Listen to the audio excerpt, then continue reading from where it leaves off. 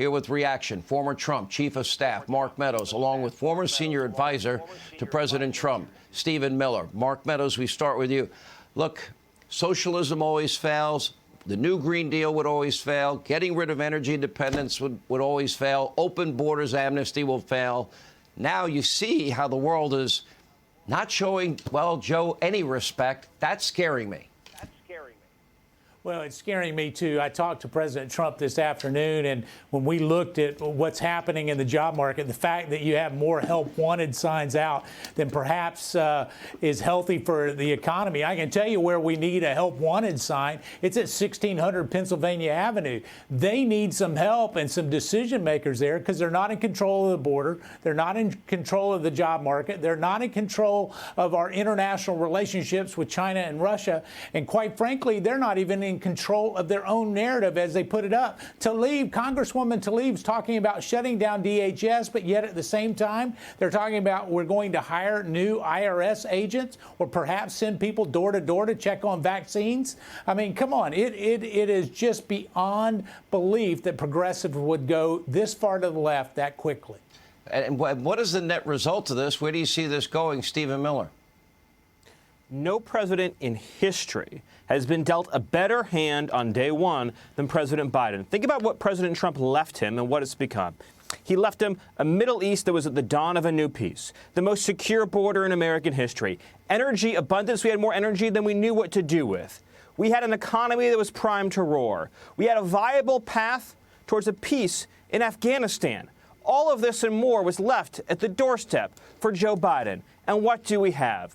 We have cities out of control with crime. We have open borders. We have the Middle East in tatters. We have Afghanistan falling to pieces. We have an economy with massive inflation, runaway spending, and we have jobs that should be filled and not to be filled, but unwise fiscal stimulus policy is keeping workers out of the workforce. This is a disaster. Where is it leading, Sean? It's leading to an era of malaise, suffering, and economic stagnation. Low wages, high unemployment, and massive crime coming across our border and staying in our cities.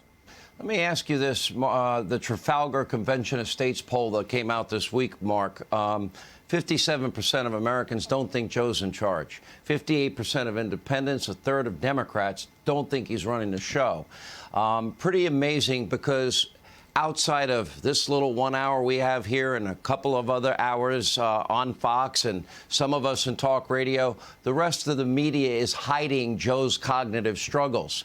What would that number be if the media did their job and actually showed America how bad this is deteriorating?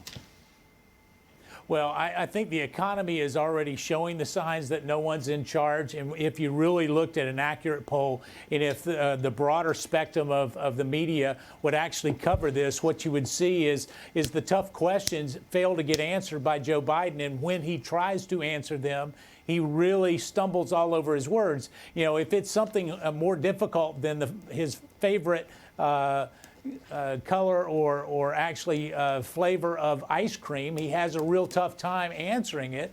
And so what we do know is that indeed Stephen is exactly right. He was dealt a great hand. All he had to do is sit in the Oval Office and allow much of this to go on autopilot. And instead what he's done is put progressive socialist policy in place that is harming the American people.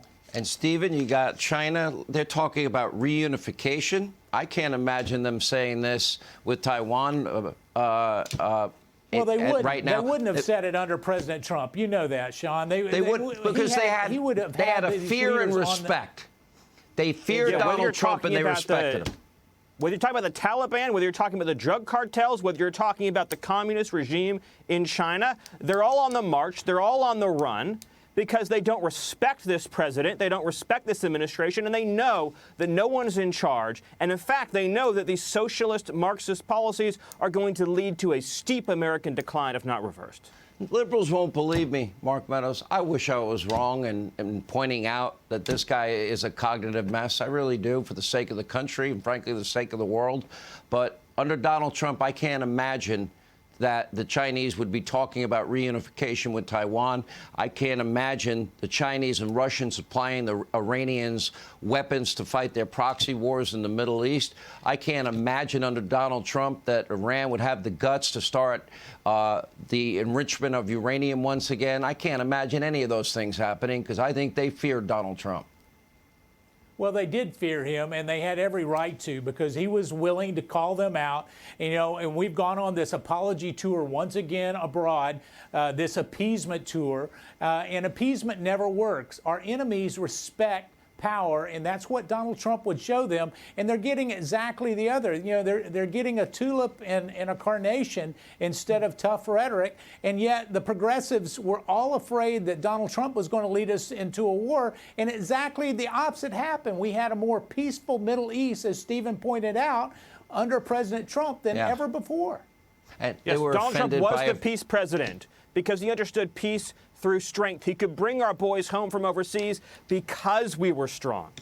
They were offended by a few tweets. And we need to be welcoming these men and women who are coming home from Afghanistan. We need to say welcome home. Jen needs to walk that back. Yeah, and maybe we need to make sure we welcome them home. Maybe we should have logistically planned to take our weaponry out of there before they left instead of giving it to the Taliban. That's about as dumb as their nuclear deal with Iran. Thank you both. Mark Meadows, Stephen Miller. Hey, Sean Hannity here. Hey, click here to subscribe to Fox News YouTube page and catch our hottest interviews and most compelling analysis. You will not get it anywhere else.